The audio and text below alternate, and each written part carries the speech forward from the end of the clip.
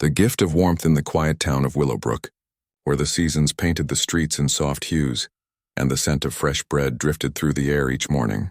There lived a young girl whose heart seemed far larger than her years. Her name was Mia Thompson. And at only 8 years old, she had already become known in her community for the way her kindness could light up even the gloomiest of days. Mia lived with her parents, James and Tanya, in a cozy blue house at the end of Cherry Lane. Their home was simple but full of warmth, the kind of place where the laughter of family dinners lingered in the walls and where every corner held a memory of love. On the porch hung wind chimes that Nana Rose, Mia's grandmother, had made from seashells gathered long ago, their gentle music always floating with the evening breeze. Mia's days often began with her father kneeling down before she left for school, his dark eyes serious but tender as he reminded her, "Remember, Pumpkin, a little kindness can change someone's whole day." And every day Mia promised to try. It wasn't just words to her. She believed deeply that helping others mattered, no matter how small the gesture. Her mother, Tanya, encouraged it too, often ruffling Mia's curls and saying, "That's our girl," always thinking of others first. But the true flame of kindness in Mia's heart had been sparked by Nana Rose. The older woman, with her gentle wrinkles and warm voice, was well known around Willowbrook for her tireless volunteer work. Mia idolized her grandmother, often trailing behind her as they delivered warm meals to those who needed them most. Learning early on that compassion wasn't just about giving things, it was about reminding people that they were seen. On Mia's last birthday, Nana Rose had given her a scarf, not just any scarf, but a hand-knitted one, crafted with loving patience in shades of deep purple and golden yellow. "This scarf is magic," Nana whispered as she wrapped it around Mia's small neck. "It won't only keep you warm, my darling. It will remind you to carry warmth in your heart wherever you go. And whenever you share that warmth with someone else, the scarf's true magic will shine." Mia had treasured it ever since. She wore it in every season, sometimes too warm for it but refusing to take it off because it wasn't simply yarn to her. It was a ribbon of love woven directly from her grandmother's heart. She would run her fingers along the patterns, imagining that each stitch held one of Nana's prayers for her happiness. It was on a crisp autumn morning, with the maple leaves crunching beneath her feet, that Mia's story began to change in a way she could never have imagined. The air was sharp and brisk as she skipped beside her mother on their weekly trip to the farmer's market. The stalls bustled with townsfolk buying fresh vegetables and jars of honey, and the sound of laughter mingled with the calls of vendors advertising their wares. Mia waved eagerly at Mr. Johnson, the baker, who was just setting a tray of steaming bread in the window of his shop. "Can we get some after we finish, Mommy?" she asked, her brown eyes sparkling. "Maybe on the way home," Tanya replied with a smile, giving her daughter's hand a squeeze. They passed the square, where a group of old men were locked in their usual chess battle, loudly accusing one another of cheating, and Mia giggled, the sound of her laughter echoing down the lane. But when they turned onto Maple Street, the warmth of the morning seemed to falter. Sitting hunched on a wooden bench outside the old library was a woman Mia had never seen before. Her clothes were ragged, threadbare with holes, and her thin body shivered visibly against the biting wind. Her hair was gray and unkempt, peeking out from beneath a torn hat, and her hands, chapped and raw, clutched tightly at the arms of the bench, as if to steady herself against the cold. Something about the sight struck Mia deeply, freezing her in her tracks. Tugging on her mother's sleeve, she whispered, "Mommy, look. That lady looks so cold." Tanya glanced quickly, her expression a mixture of concern and hesitation. She knew the reality of people who had fallen on hard times, and she worried about strangers. But before she could gently steer Mia away, the little girl slipped from her grasp. With quiet determination, Mia approached the bench. Her steps were small but steady, her scarf trailing slightly behind her. "Excuse me, ma'am," she said softly, her voice like a delicate bell ringing in the still air. The woman's cloudy blue eyes lifted, startled. They were weary eyes, ones that seemed to have seen more suffering than joy in recent years. "Yes, child?" she rasped, her voice rough from disuse. Without another word, Mia tugged at the scarf around her neck, carefully unwinding it despite the chill that immediately bit into her skin. She held it out with both hands. "You look cold," Mia explained with the pure simplicity only a child could carry. "This scarf is magic. It'll keep you warm." The woman blinked, her lips parting as tears formed at the corners of her tired eyes. "Oh, sweetheart, I couldn't," she began, her voice trembling. But Mia didn't allow her to finish. She reached up, draping the scarf over the woman's shoulders and tucking it in as carefully as her Nana had once done for her. "There," Mia said firmly, nodding with satisfaction. "Now you'll be nice and warm." The woman's fingers brushed the fabric as though it were the finest treasure she had ever received. Tears spilled freely down her cheeks, cutting paths through the grime that marked her face. "Thank you," she whispered, her voice breaking. "Thank you so much." In that moment, Elizabeth, though Mia did not yet know her name, felt seen, truly seen, perhaps for the first time in years. And Mia's heart swelled with joy, knowing she had done something that mattered. From a few steps back, Tanya watched, torn between maternal concern and overwhelming pride. When Mia returned to her side, she crouched low, her voice serious. "That was very kind, Mia. But we don't know this woman, and it isn't always safe to talk to strangers." Mia frowned, confusion flashing in her eyes. "But Mommy," she was cold. "You and Daddy always say we should help people who need it." Tanya sighed, brushing her daughter's curls back with gentle fingers. "I know, sweetheart. And you did a beautiful thing, just next time maybe we should find a safer way to help, okay?" Mia nodded reluctantly, though deep inside she knew she had done the right thing. As they walked away, Mia turned and waved. The woman, still wrapped in the scarf, managed the smallest of smiles and lifted her frail hand in return. That image etched itself into Mia's heart like a painting, her scarf glowing in the weak sunlight, resting on the shoulders of someone who desperately needed it. Later that night, as Tanya tucked her into bed, Mia whispered drowsily, "Do you think the scarf's magic will keep her warm, Mommy?" Tanya kissed her forehead. "I'm sure it will, honey. Not just because of the scarf, but because of the kindness you gave with it." And as Mia drifted off to sleep, she imagined the woman wrapped in a cocoon of purple and gold, finally safe from the cold, unaware that this small moment of compassion would ripple out in ways none of them could yet see. The knock at the door. The following morning dawned with a sky painted in pale shades of gold and rose, sunlight stretching gently over Willowbrook, as if reluctant to disturb the stillness of the town.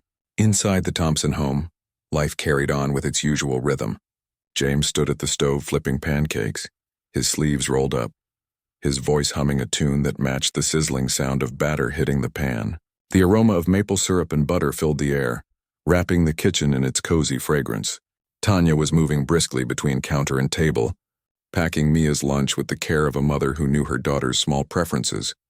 The apple slices without skin, the sandwich cut into triangles, the cookie tucked at the corner of the box, and Mia, bright-eyed though still a little drowsy, sat at the table swinging her legs, her curls tumbling untamed about her face as she reached for her glass of milk. It should have been a morning like any other, but Mia carried with her a strange heaviness. When her eyes had opened earlier, she had instinctively reached for the hook on her bedroom door where her treasured scarf usually hung. The hook was empty, and for a heartbeat she felt a pang of loss before remembering where the scarf had gone. She had given it away to the woman on the bench, to Elizabeth, though she had not yet learned her name. Instead of sorrow, she forced herself to smile as she pictured the lady wrapped in its purple and gold, sitting perhaps a little taller on that bench, shielded from the cold. She must be warm now, Mia thought. The magic must be working. That thought gave her comfort, and she carried it into the morning as she dressed and skipped down the stairs. James placed a plate piled with pancakes before her, his broad grin lighting the kitchen. "Good morning, Pumpkin. Sleep well?" he asked. Mia nodded between bites, but she couldn't hold back her words. "I had a dream, Daddy," she said, her voice muffled by syrupy sweetness. "It was about the lady I gave my scarf to. We were having a tea party with Mr. Whiskers." She giggled, remembering the neighborhood cat's silly antics in her dream. James and Tanya exchanged a glance, their smiles softening into something more fragile.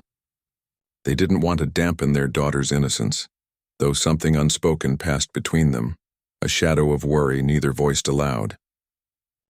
Just as Mia reached for her second pancake, the sudden sharp sound of knocking broke the morning calm. It echoed through the hallway, startling them all. Tanya frowned, wiping her hands on a towel. Who could that be so early? She wondered aloud, already moving toward the door. James set the spatula down, a crease forming in his brow as he turned instinctively toward Mia, his protective instincts rising. Mia, curious, slid off her chair and padded after her mother, her small footsteps quick against the wooden floor. When Tanya opened the door, surprise stole the words from her lips. Two police officers stood on the porch. The first was a tall man with gray streaks at his temples, his uniform crisp, his face solemn yet kind. The second was a younger woman with short blonde hair and a gentleness in her eyes that softened the weight of their presence. "Good morning, ma'am," the older officer said, removing his hat in respect. "I'm Officer Johnson, and this is my partner, Officer Rivera. We're sorry to disturb you so early, but we need to speak with your daughter, Mia. Is she home?" The world seemed to still.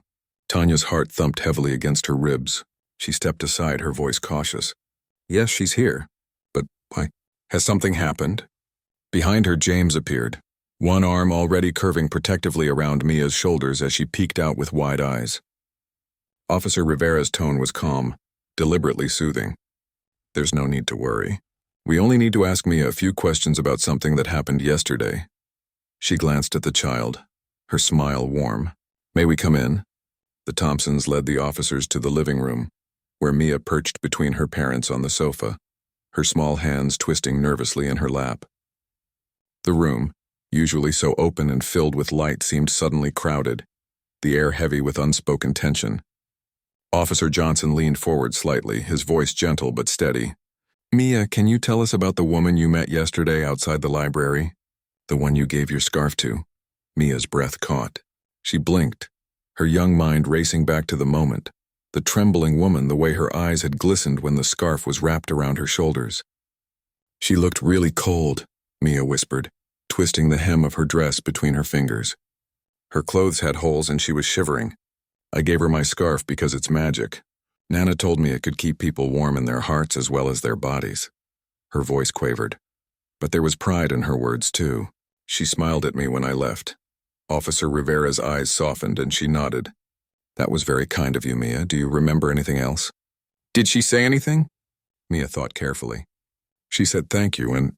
Her eyes were very blue, but they looked sad, like she was tired inside. Her parents held her closer, touched by her innocence. But Officer Johnson's next words shifted the air entirely. "Mia, sweetheart," he said carefully, "the reason we're here is because that woman was found early this morning. She passed away during the night." The words landed like a stone in the room. Mia's eyes filled with tears instantly, her chest tightening with confusion. She clung to her father's arm.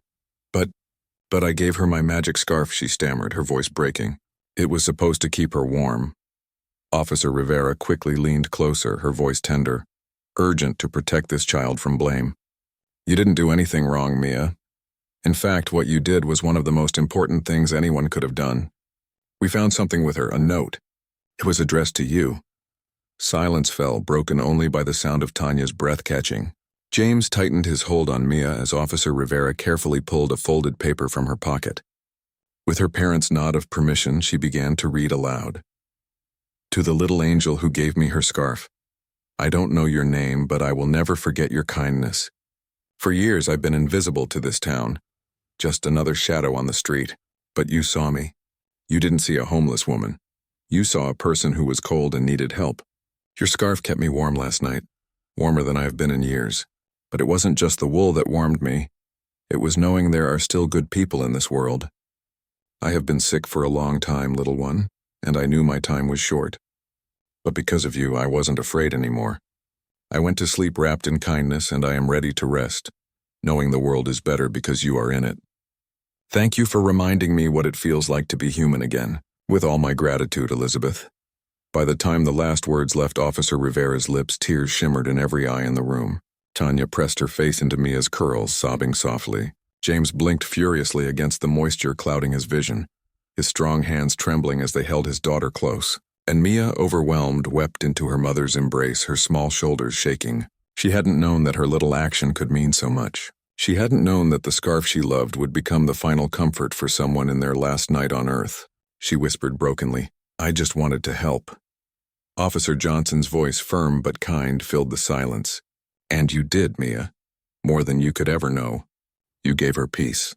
You made sure her last night wasn't cold and lonely, but warm and filled with hope. That is a gift beyond measure." Rivera reached out and took Mia's hand gently, squeezing it with reassurance. Sometimes the smallest kindness makes the biggest difference, she said. You should be proud, sweetheart. Very proud. As the officers prepared to leave, Johnson paused at the door. There's something else, he said thoughtfully. Elizabeth wasn't always on the streets. She used to be well known here, someone who gave back to this community before she fell on hard times. Your kindness reminded her of who she was. Mia, her face still wet with tears, looked up at her parents with new determination shining in her young eyes. Mommy, Daddy, she said with trembling conviction. Can we do something to help other people like her, so no one has to be cold again? James knelt down, pulling her into a fierce embrace. Of course we can, Pumpkin, he whispered. And we'll start right now. In that moment, in that modest living room filled with both sorrow and light, something shifted. A new resolve was born in the Thompsons' hearts. Mia's scarf had not only wrapped around Elizabeth, it had begun to weave itself into the fabric of an entire community's story. And though the pain of loss was heavy, the promise of what would come was beginning to rise. The town learns the story. The next day in Willowbrook carried with it a quiet hum, the kind of morning where the town seemed to breathe a little slower. The trees along the sidewalk swayed gently in the autumn breeze, their leaves scattering across the cobblestones like confetti from some invisible celebration. But inside the Thompson household, the air still carried the weight of the police officer's visit. Though James and Tanya tried to keep the morning routine light, flipping pancakes again, humming familiar tunes, the truth lingered in the back of their minds. The woman, Elizabeth, was gone, and yet the scarf, Mia's scarf, had carried her into the night with warmth and dignity. For James and Tanya, it was a bittersweet realization, but for Mia, it was something she struggled to fully understand. At 8 years old, death felt like a concept too large. Yet Elizabeth's letter had given her something to hold on to. The belief that kindness, even small, had the power to reach someone's heart in their final moments. When Mia arrived at school that morning, she expected things to be ordinary. She thought she would slip back into spelling tests and story time, the chatter of her classmates filling the air. But as she walked into the schoolyard, she noticed a small group gathered near the notice board, their whispers rising like the rustle of leaves. Curiosity tugged her forward, her best friend Lily trailing behind her with wide eyes. And there, pinned neatly to the board, was a newspaper clipping. The bold headline made Mia stop short. Local girl's act of kindness touches hearts. Her eyes traveled down the page, and she gasped when she saw her own face staring back at her. A photo from last year's school play where she had been dressed as a sunflower, her smile bright and unguarded. The article told the story of what had happened outside the library, describing how Mia had given her scarf to a homeless woman in need. It spoke of Elizabeth's note, of her gratitude and her final words, and of how one small act had reminded an entire community of the power of compassion. Mia felt her cheeks grow warm as whispers swirled around her. Some of her classmates stared, some smiled, and others looked at her with a new kind of wonder. Mia, is that really you? Lily asked breathlessly, tugging at her sleeve. Mia nodded, her heart racing. I didn't know they were going to put it in the paper, she admitted softly. Lily's face lit up with excitement. You're famous. You're like a real-life hero. But Mia shook her head quickly, embarrassed by the attention. I'm not a hero, she whispered. I just gave her my scarf. That's all. Yet deep down, a small part of her wondered if maybe, just maybe, what she had done really had mattered in a way she hadn't fully understood before. By the time the school bell rang, teachers and students alike had gathered to pat Mia on the back, to tell her how proud they were, to remind her that kindness like hers was rare and precious. Mrs. Rodriguez, her third-grade teacher, knelt down and hugged her tightly. Mia, you've reminded us all of something very important, she said, her voice thick with emotion. Sometimes we get so caught up in our lives that we forget how powerful a small act of kindness can be. You've given us all a gift. The words settled into Mia's heart like seeds in fertile soil, leaving her thoughtful for the rest of the day. That afternoon, when Tanya arrived to pick her up, she noticed the crowd still gathered near the notice board. Curious, she stepped closer and saw the article for herself.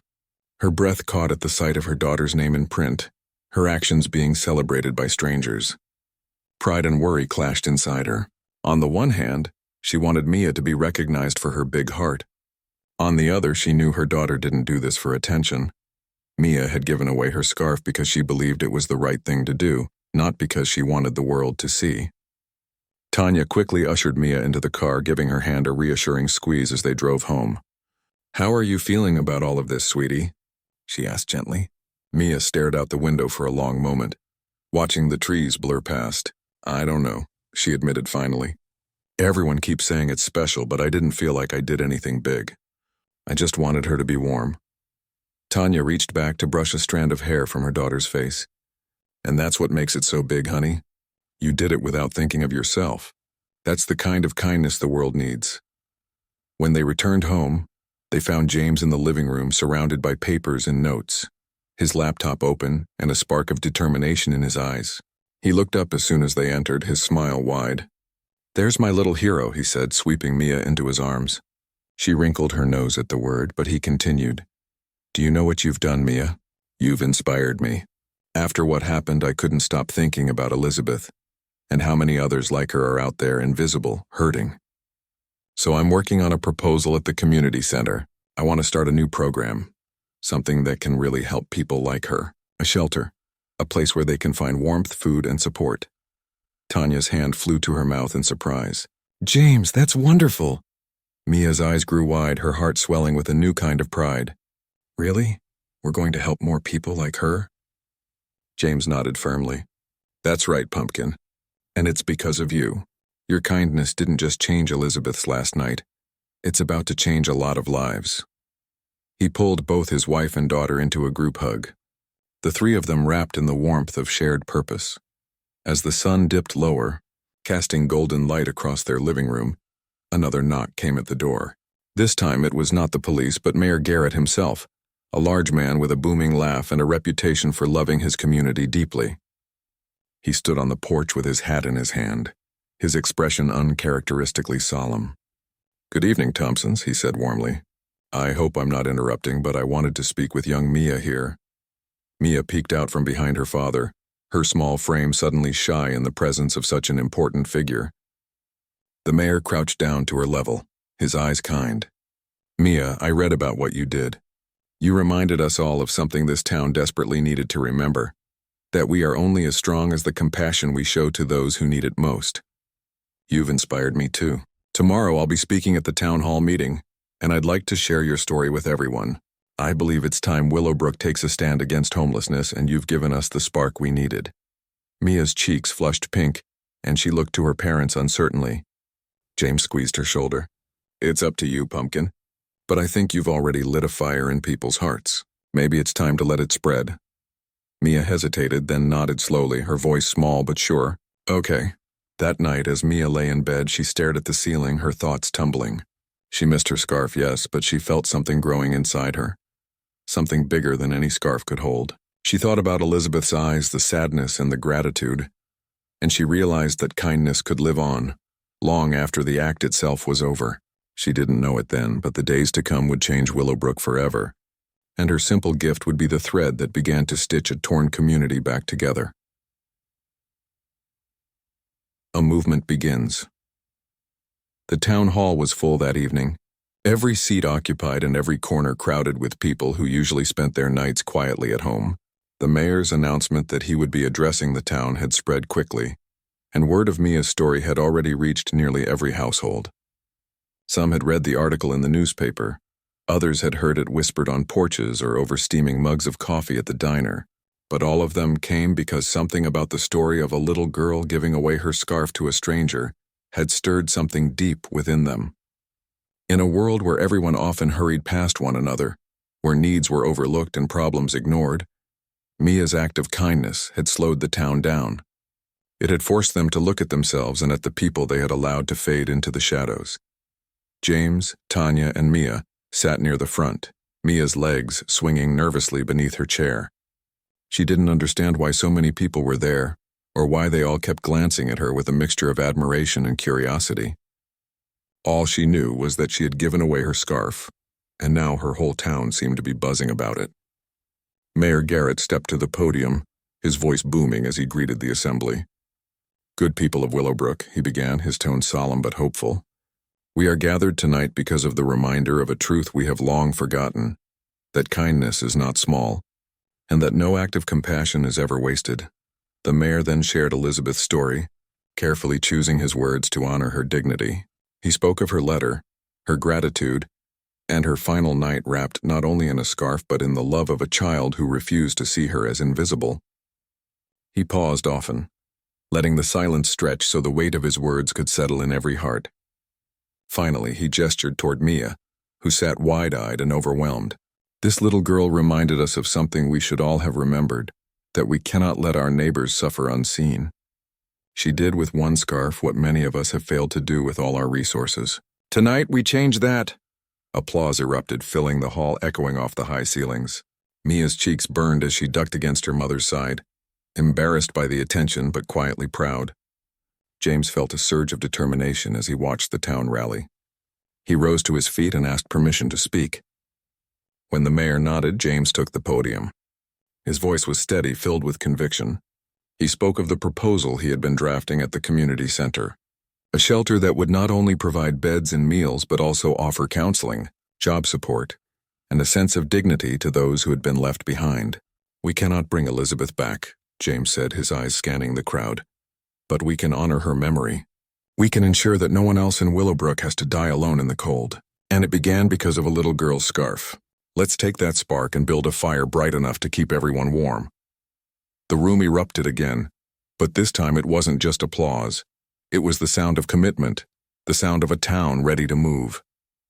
Hands went up offering donations, local businesses pledged food and supplies, and even teenagers volunteered their time. The Thompsons drove home that night in silence, each of them processing what had just happened. Mia, nestled in the back seat, whispered softly, "It's working, isn't it? The magic scarf is working." Tanya glanced back with tears in her eyes. "Yes, sweetheart. It's working because the real magic was your kindness. It's spreading." In the weeks that followed, Willowbrook transformed. The community center buzzed with life as volunteers scrubbed, painted, and carried in furniture. Blankets and coats poured in from families who had extras stored away. Local carpenters donated time to build bunks, while gardeners offered to plant a small vegetable patch behind the center, so fresh food could always be available. James worked tirelessly, his heart full, while Tanya organized meal drives, her gentle voice convincing even the most hesitant to lend a hand. And Mia, though only 8, became the small but shining symbol of it all.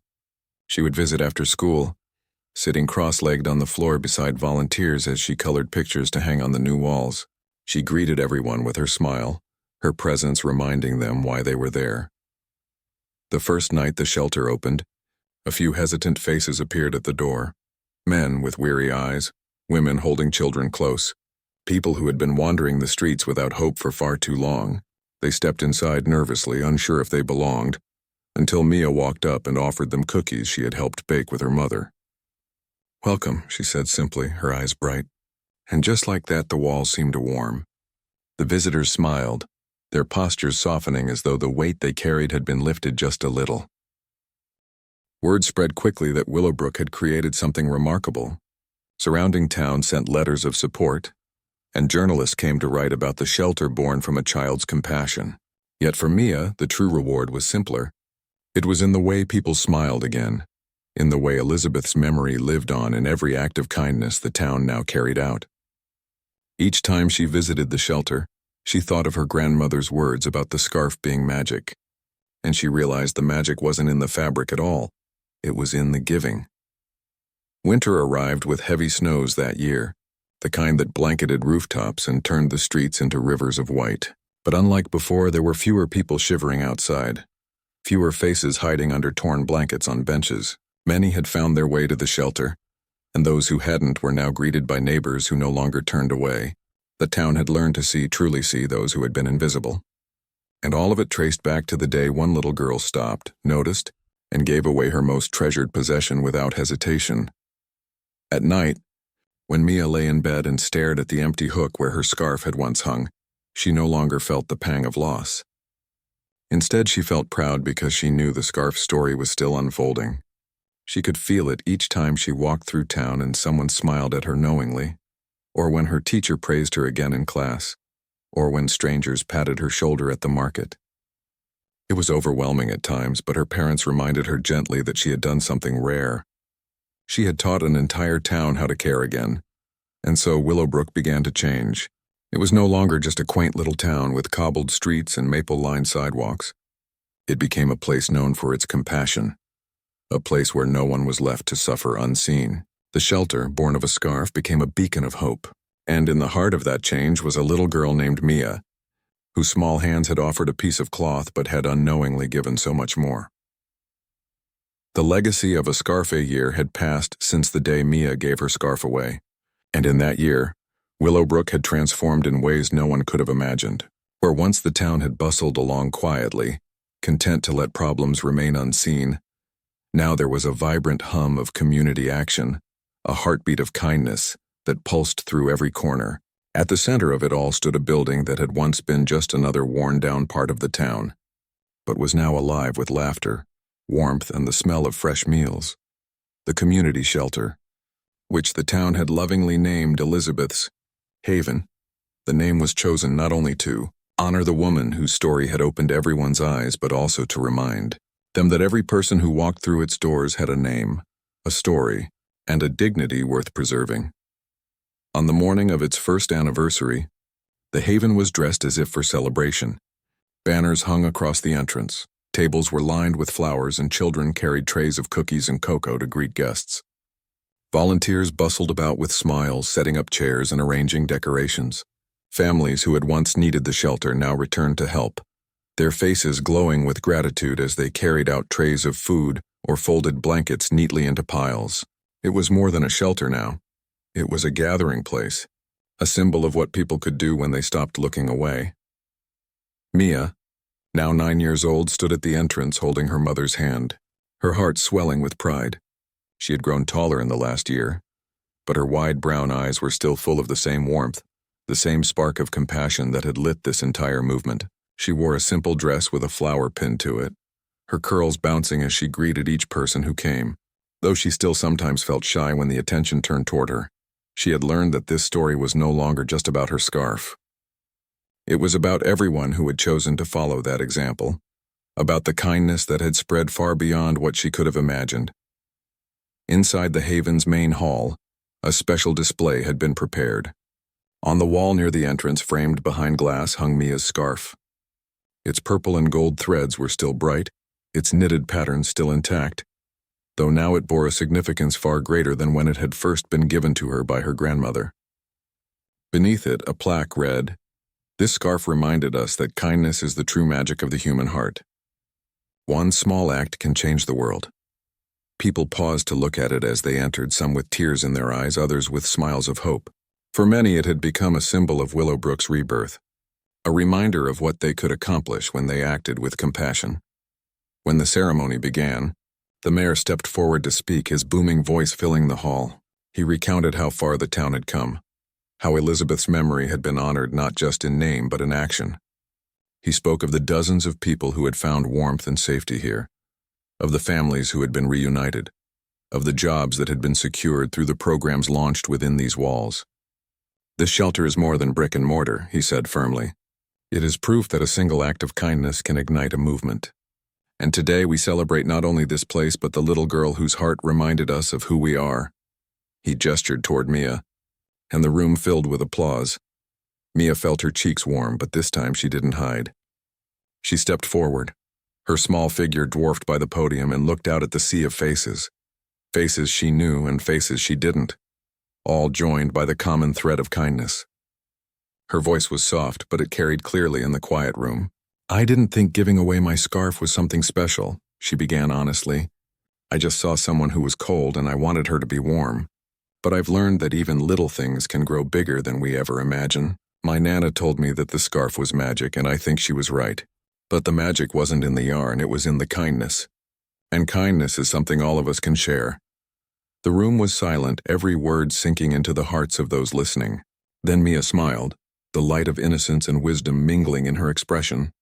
"Elizabeth may not be here with us, but her name is on this building, and her story is in all of our hearts. And I think she'd be happy knowing that her last night wasn't the end of her story. It was the beginning of something new for all of us." She paused, her young voice steady. "So let's keep making kindness the magic we give to each other, because kindness can change not just someone's day but someone's life." The applause that followed was thunderous, but Mia hardly noticed. She looked at the framed scarf and thought of Elizabeth, of her grandmother, of her parents, and of all the people who now filled this shelter with life. She felt a deep peace settle in her chest, a certainty that what had begun with a small gesture had become something enduring. As the ceremony gave way to music, food, and laughter, Mia moved among the crowd. She hugged children who had once arrived at the haven hungry and now skipped joyfully through its halls. She shook hands with volunteers who told her that her story had inspired them to give their time. She even listened quietly as an elderly man told her that seeing her courage had helped him reconcile with his estranged daughter. Everywhere she went, she saw the ripple of that single moment on Maple Street a year ago. That night, when the celebrations had ended and the haven's doors were closed once more, Mia stood outside with her parents beneath the clear, starlit sky. She looked up at the stars, her small hand clasped tightly in her father's, and whispered, "Do you think Elizabeth knows, Daddy? Do you think she can see what happened because of her?" James knelt beside her, his eyes misty. "I think she knows, Pumpkin. And I think she's proud, just like we are." Tanya kissed the top of her daughter's curls, her voice soft but steady. "Kindness never disappears, Mia. It lives on in every heart it touches. Elizabeth's kindness lives here, and so does yours." Mia smiled, leaning against them, her eyes lingering once more on the shelter glowing softly behind them. She thought of Nana's words, of the scarf, of the cold morning when everything had begun, and she understood at last that the true magic wasn't in the scarf itself. It was in the courage to care. That magic would never fade, because it was part of her now, part of Willowbrook, part of every person who chose to see and to act with compassion. And so the story of the scarf became legend in Willowbrook, passed from neighbor to neighbor, told to children at bedtime, remembered at town gatherings. It became a story not of loss but of hope, not of sorrow but of transformation. And at the heart of it all was a little girl named Mia, whose simple kindness had turned one scarf into a legacy that would never be forgotten.